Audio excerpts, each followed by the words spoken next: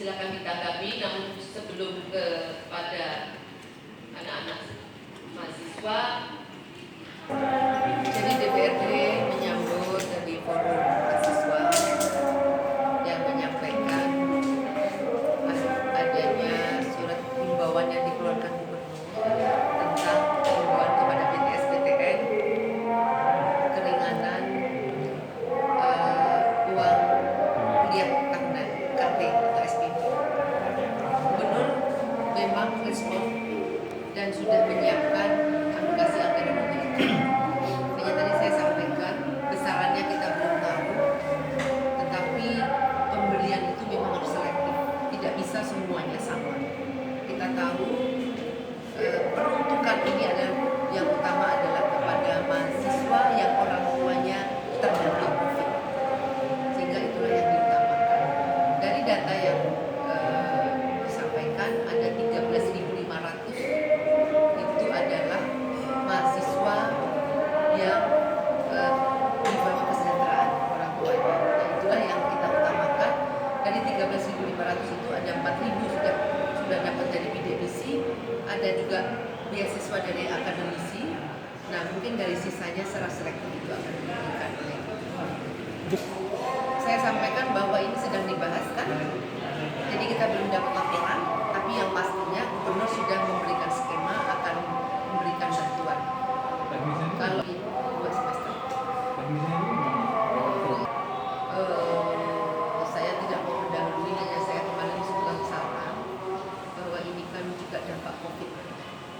Sementara kita ini kan diberikan kewenangan untuk refocusing anggaran untuk penanggulangan COVID. Nah, ini mungkin nanti diserahkan melalui belanja tidak terduga. Nanti di BTP nanti teknis seperti apa itu BPKAD teknisnya. Ada yang harus membuat perbu. Kalau perbu itu adalah turunan dari perda. Sementara ini adalah kebijakan yang harus diambil dalam saat emergency. Makanya memakai belanja tidak terduga. Dengan nilainya sendiri? Nilainya kita belum tahu. Karena yang bisa menyampaikan nilai itu adalah eksekutif. Yang pasti DPRD mendorong untuk merealisasikan itu. Tahun ini Tentunya. bisa realisasi. Tentunya. Kita tunggu saja rilis langsung dari Gubernur. Kalau saya lihat, saya belum baca itu secara utuh ya. Saya baru baca sebagian.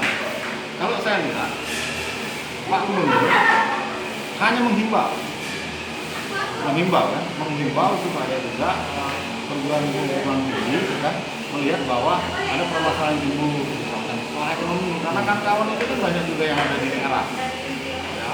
Terus penghasilan orang tuanya pun bermacam-macam. Ada yang petani, ada yang kebun, ada yang PNS segala macam.